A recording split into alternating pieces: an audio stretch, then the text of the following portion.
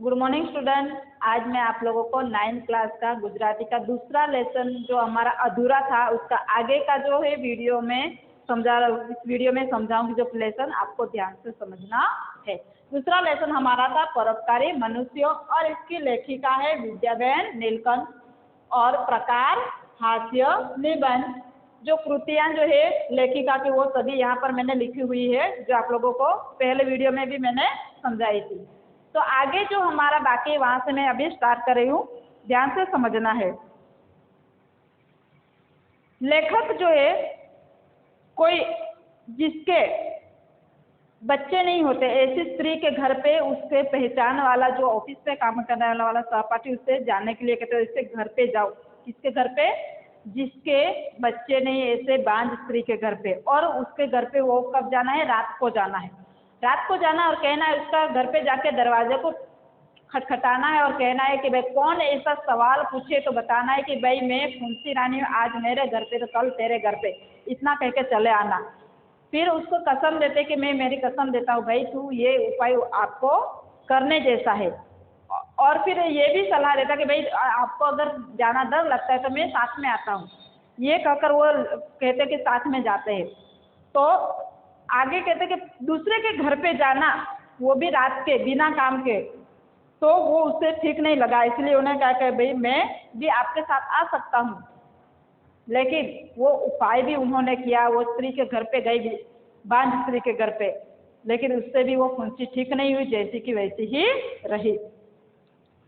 Next paragraph. बीजे दाड़े मारा ओळखाण वाला एक શેઠની મિલનો ભાઈઓ કોઈ કામસર આવ્યો। તેણે કહ્યું જી इसमें बड़ी क्या बात है। 8 दिन एक कटोरा भंग पीना शुरू करना। याकुती बड़ी ठंडी है, आप इनका गुण देख लो। डॉक्टर की दवाई में क्या पीने का। मैं કહ્યું भैया जी हूँ भांग के बीजों कोई कैफी पदार्थ पीतो नहीं। भैया कहे अरे जी वो तो दवाई के लिए कहता हूँ, थोड़ी सी जरूर पीना, परंतु तेनी सलाहों में अमल करियो नहीं। दूसरे दिन कोई पहचान वाला जो सेठ जो है, वो मिल का जो भैया यानी एक आदमी जो है कुछ काम की वजह से उसके घर पे आए थे, लेखक के घर पे। उन्होंने कहा भाई इसमें बड़ी क्या बात है भाई, 8 दिन एक छोटा भांग जो कटोरी है वो पीना, बड़ी मतलब कि बहुत ठंडी है और उसके गुण भी बहुत अच्छे हैं। डॉक्टर की दवाई लेने की जरूरत नहीं है, भांग पीने से क्या हो जाएगा? ठीक हो जाएगा। लेकिन लेखक क्या कहता है, भाई मैं भांग या कोई दूसरा कैफी पदार्थ पीता ही नहीं हूँ। तो उसने कहा कि भाई कोई बात नहीं, लेकिन मैं आपको कैफ यानी नशे के लिए नहीं बोल रहा हूँ, लेकिन किसके लिए बोल रहा हूँ? कोई दवाई के लिए, दवाई के रूप में बोल रहा हूँ, जरूर थोड़ी सी पीना, ऐसा सलाह उन्होंने दिया। लेकिन वो सलाह का अमल नहीं किया लेखक ने। क्यों? क्योंकि लेखक कभी भी उसने नशा कभी किया ही नहीं था, इसलिए वो सलाह का अमल नहीं करते। मारा वृद्ध मासी पूजन नु चंदन घसता था। आ चंदन लगाड़ी जो मैं ते लगाड़ी। जमती वखते रसोईयो कहे सूंठ चोपड़ो, मैं सूंठ पण चोपड़ी। खेप लईने धोबी आव्यो ते कहे के लविंग घसीने लगावो, ते पण लगाव्યું। એટલામાં રૂ પિંજારા આવ્યું, તેણે કહ્યું કે એક બેદું લાવી તેની સફેદી લગાડો ને જુઓ કે હું ખરો છું કે ખોટો। આપ મોટા માણસો છે એટલે હું વધારે કહી શકતો નથી। તે ઉપાય પણ અજમાવ્યો, કેમ કે દુઃખથી હું કંટાળી ગયો હતો અને કાંઈ કરતે આરામ થાય છે એમ જાણી આ પરદુઃખ ભંજન મનુષ્યની સલાહ અમલમાં એક પછી એક મૂકતો હતો। एक वृद्ध मासी जो थे एने चंदन घिस रहे थे पूजा के लिए, और उन्होंने कहा भाई ये चंदन लगा के देखो, इससे ठंडा है और वो ठीक हो जाएगा। भोजन करते समय उसके यहाँ जो भोजन बनाने वाला रसोइया जो है वो आता है, वो कहा कि भाई सूट लगा रहे। सूट भी उन्होंने लगाए, लेकिन वो भी ठीक नहीं। कपड़े धोने के लिए जो धोबी आता है, वो धोबी ने कहा कि भाई लौंग को घिस के लगाए, लौंग भी इसने लगाया, इससे भी ठीक नहीं हुआ। रूह पींजने के लिए जो पिजारा आता है, पिजारा ने कहा भाई एक काम करो, एक बेदू का मतलब जो होता है अंडा, तो अंडे का जो अंदर का जो सफेद भाग आता है हिस्सा, वो लगाए तो इससे ठीक हो जाएगा। मैं सही बोल रहा हूँ, और आप तो बड़े इंसान हो, बड़े लोग हो, हमारी बात थोड़ी ना मानेंगे, लेकिन मैं ज़्यादा नहीं बता पाऊँगा आपको, क्योंकि आप हमारी बात नहीं भी मान सकते। वो उपाय भी उसने करके देखा, अंडे का जो अंदर का जो सफ़ेद हिस्सा आता है वो लगाने का। दुख से वो इतने परेशान हो गए थे कि जो लोग उसे जो उपाय बताते थे वो सारा उपाय करने के लिए वो रेडी थे, लेकिन किसी भी हाल से उसकी फुंसी सही नहीं हो रही थी। पर दुख भंजन यानी दूसरों का दुख देख के सलाह देने वाले, उसको सही हो जाने के लिए जो सलाह देते हैं, वो सारी सलाह का जो अमल किया लेखक ने, लेकिन वो सही नहीं हो रहा। एक के बाद वो सारी सलाह का अमल करते ही जा रहे।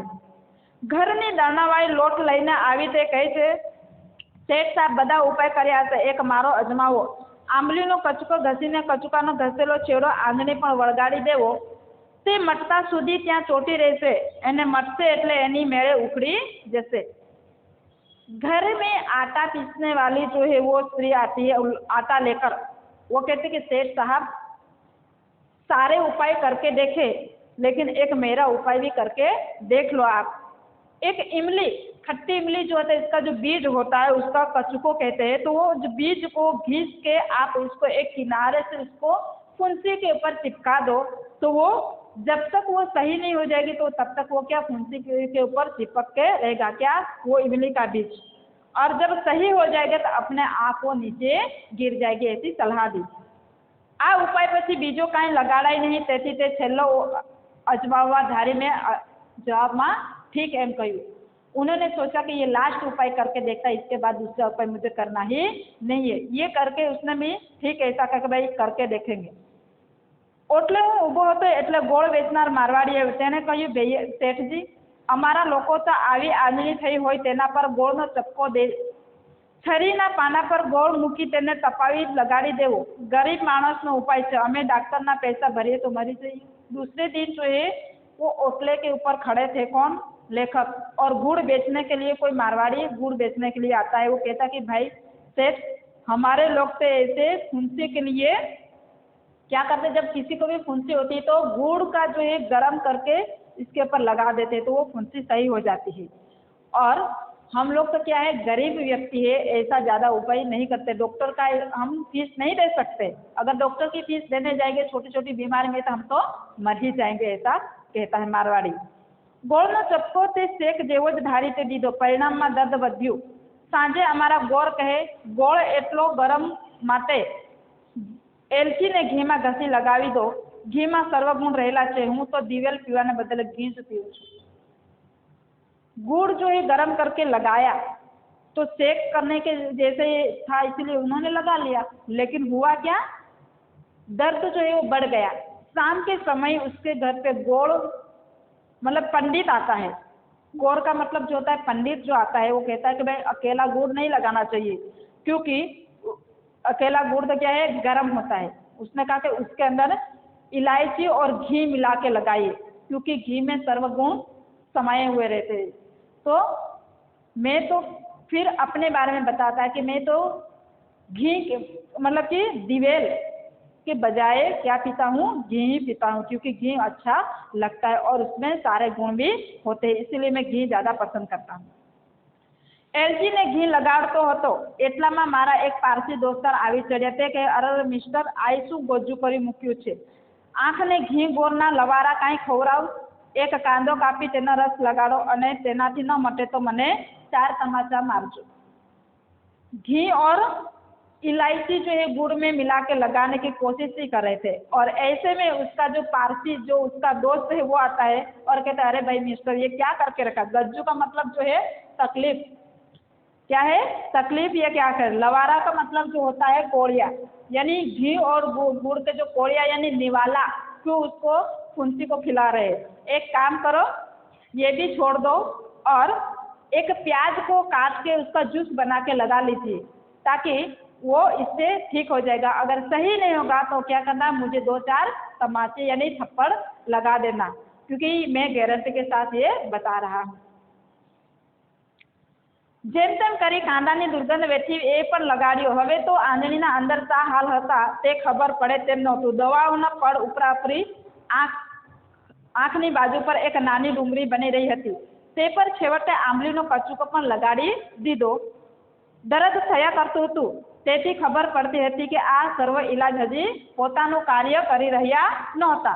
વેદનાને લીધે હું સૂઈ રહ્યો હતો અને હવે પૂછે તો એવું કહેવું ગયું, કહેવું નહીં કે એવો નિશ્ચય કર્યો, એટલામાં મને ઠીક નથી એમ જાણી એક વિધવા કોઈ ખબર કાઢવા આવ્યા। जैसे तैसे करके जो प्याज है उसका जो दुर्गंध यानी बदबू जो आती है वो बर्दाश्त करके प्याज लगाया, लेकिन अब उससे भी अंदर जो फुंसी जो थी वो उसकी क्या हाल थी वो पता ही नहीं, क्योंकि लेखक ने अभी तक कोई भी दवाई लगाने पर साफ नहीं किया था, एक के ऊपर एक लगाते ही गए थे, इसीलिए वो फुंसी दिखाई नहीं दे रही थी। दूसरी उसके बाजू में दूसरी फुंसी डूंगरी यानी दूसरी फुंसी निकल रही थी। अब इमली का जो बीज है वो भी उसने लगा के रखा था, वो वैसे का वैसा ही था। दर्द जो होता है मतलब कि हो ही रहा था, किसी भी दवाई अभी तक कोई भी दवाई काम नहीं की थी, जितने भी इलाज किए सारे इलाज व्यर्थ गए। अब दर्द बढ़ता गया, इसलिए उन्होंने क्या किया, वो सो गए थे और अभी कोई पूछे तो कुछ नहीं हुआ, ऐसा कहने का मतलब उसने तय कर लिया कि अभी किसी को कोई कुछ भी बताना नहीं है। और इतने में उसकी जो विधवा खोई है जिसका पति की मृत्यु हो चुका है, फिर विधवा खोई यानी बुआ जो वो लेखक की तबीयत सही नहीं है उसे पता चलता है, तो वो उसे खबर अंदर मतलब अंदर पूछने के लिए आती है। कहता कि भाई वो क्या कहती है તે કહે ભાઈ તમે અંગ્રેજી ભણેલા તે ગણેલા નહીં, હું તો મને કાંઈ પણ ખાય ત્યારે જરા લોટ ઘીમાં શેકી ખાઈ લઉં, વાત કફ પિત્ત બધું મને તો એનાથી જ હટે છે। જો બદામ હોય તો થોડી નાખું, નહીં તો ઘી ખાંડ ને લોટ તો ઘરમાં હોય જ। તાવ આવે ઉધરસ થાય કે વા આવે માથું દુખે સળેખમ થાય, પણ મારો તો એક પેટ ઇલાજ છે, પેટમાં દુખે તો પણ તે દહાડે નહીં પણ બીજે દહાડે તે ઉપાય કરવો કે દુખવાથી થયેલી અશક્તિ મટે। કોઈનું લાલ ટણોખી જેવું શરીર જોતા તે ઉપાયનું વાસ્તવિકપણું મારા મનમાં ઉતરી વળી, શીરાનો સ્વાદ કોને ન ગમે, માટે બીજા કરતા ઉપાય કરતા ઘણી વધારે ખુશીથી ફોઈનો ઉપાય શરૂ કર્યો અને ઘણા દિવસ ચાલુ રાખ્યો, પણ આંજણી તો કસાને ગાંઠે નહીં। અંતે પાછો ડાક્ટરને ઘેર ગયો, તેમના આસિસ્ટન્ટ પાસે દવાઓનો ડુંગર સાફ કરાવ્યો। 1 કલાકે અંદરની આંજણી દેખાય તે पर डॉक्टरे नस्तर मूक्यो, मने आराम थयो, मारा हितेच्छुओ ने मारा दया खाईने मारा दुखनो भार ओछो करवा काळजी राखी हती, तेमनो जाहेरमां आभार मानवानी तक लऊं छुं। उसकी बुआ एक ऐसा कहते हैं कि आप अंग्रेजी पढ़े लिखे हैं, मतलब पढ़े हैं लेकिन आपको ज़्यादा अनुभव नहीं है, जानकारी नहीं है, ऐसा कहती है। मुझे तो कुछ भी होता है तो क्या करता है, आटे को घी में भून करके मैं उसको सीरा यानी हलवा बना के मैं खा लेती हूँ, तो इससे मुझे ठीक रहता है। जैसे कि वात कफ पित्त कुछ भी हो तो उससे मेरा वो दर्द जो है वो ठीक हो जाता है। अगर घर में बादाम वगैरह पड़ा है तो वो बादाम थोड़ा डाल के मतलब कि हलवा बनाना, नहीं तो बादाम नहीं है तो हमारे घर में घी गुड़ और आटा शक्कर ये सब कुछ तो रहता ही है, तो इससे क्या है हलवा बना के खा लेना। बुखार आए, जुखाम हो, खांसी हो, कोई भी प्रॉब्लम हो तो क्या करना, हलवा बना के मैं तो खा लेती हूँ, इससे मुझे ठीक हो जाता है। तो लेखक को ऐसा लगा कि ये इलाज सबसे बेस्ट है। उन्होंने उसकी बुआ का हुष्ट पुष्ट शरीर देखा, तंदुरुस्त देखा, तो उन्होंने सोचा कि ये भी मैं करके देखता हूँ। और उन्होंने उनको मतलब कि हलवा भी बहुत पसंद था, किसको, लेखक को। उन्होंने वो उपाय करना शुरू कर दिया, बहुत दिन तक वो उपाय शुरू किया लेकिन इससे भी ठीक नहीं हुआ। अंत में उसे डॉक्टर के पास जाना पड़ता है और डॉक्टर जो है उसके पास जाता है। 1 घंटे तक वो जो एक के बाद एक उपाय जो किया था, वो दवाई लगाई थी, वो दवाई 1 घंटे तक साफ किया, उसका असिस्टेंट था, डॉक्टर का असिस्टेंट ने साफ किया। इसके बाद जो फुंसी अंदर से दिखाई दी और डॉक्टर ने इसके ऊपर जो है नस्तर यानी जो चमड़ी को काटने का जो चाकू जैसा आता है उसे काटा, मतलब कि अंदर जो पकी हुई जो फुंसी थी उसे वो सारा जो खराब खून हो गया था वो निकाल दिया। इसके बाद उसे आराम लगा। फिर लेखक अंत में कहते हैं कि मेरी हितेच्छु यानी इसके भला चाहने वाले जितने भी लोग हैं उसके ऊपर दया खाते हैं, मेरे दुख को कम करने वाले सभी लोगों का मैं सार्वजनिक रूप से आभार व्यक्त करता हूँ। यहाँ तक ये लेसन हमारा खत्म होता है। आपको ये वीडियो ध्यान से समझना है और देखना है।